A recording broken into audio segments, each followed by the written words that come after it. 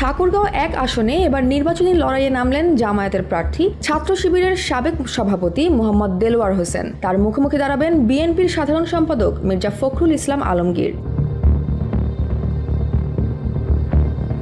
জামায়াতে ইসলামী ঠাকুরগাঁও জেলা শাখার নেতৃত্ব সোমবার ঘোষণা দিয়েছেন দেলোয়ার হোসেন ঠাকুরগাঁও 1 আসনে তাদের মনোনীত প্রার্থী। দেলোয়ার হোসেন ফরমাল শিক্ষা জীবন শুরু করেন বালাপাড়া উচ্চ বিদ্যালয় থেকে। অনার্স ও মাস্টার্স সম্পন্ন করেন রাজশাহী বিশ্ববিদ্যালয়ের রসায়ন বিভাগে। পরে ঢাকা ইসলামিক বিশ্ববিদ্যালয় থেকে এলএলবি ডিগ্রি অর্জন করেন।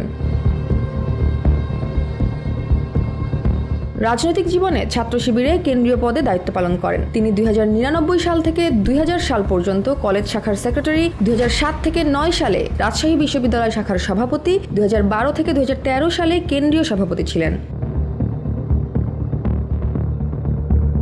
জামায়াতের পক্ষ থেকে জানানো হয়েছে দেলোয়ার হোসেনের প্রতি জনগণের ভালোবাসা ও তার সামাজিক কর্মকাণ্ডের জন্যই তাকে ঠাকুরগাঁও 1 আসনে মনোনয়ন দেওয়া হয়েছে। দলীয় নেতাকর্মীদের মধ্যে গ্রহণযোগ্যতা, সাংগঠনিক দক্ষতা এবং স্থানীয় পর্যায়ে তার জনপ্রিয়তা তাকে প্রার্থী হিসেবে এগিয়ে রেখেছে। তবে তার রাজনৈতিক জীবনে রয়েছে নানা চ্যালেঞ্জ। তার বিরুদ্ধে প্রায় 200টি রাজনৈতিক মামলা চলমান রয়েছে, যেগুলোকে রাজনৈতিক উদ্দেশ্যে প্রণোদিত বলে দাবি করছেন তিনি ও জামায়াত। ছাত্র শিবিরের কেন্দ্রীয় সভাপতি থাকাকালীন সময়ে 2012-2013 সালে তাকে গ্রেফতার করে টানা 7 দিন রিমান্ডে নেওয়া হয়েছিল। সে সময় শারীরিক ও মানসিক নির্যাতনের অভিযোগও রয়েছে, যা তার রাজনৈতিক জীবনে এক গুরুত্বপূর্ণ অধ্যায় হিসেবে দেখা হয়।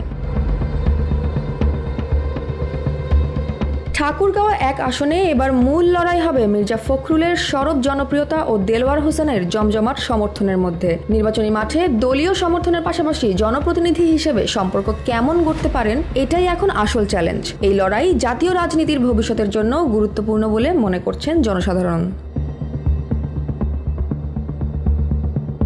Jaya Hasan, NPB news.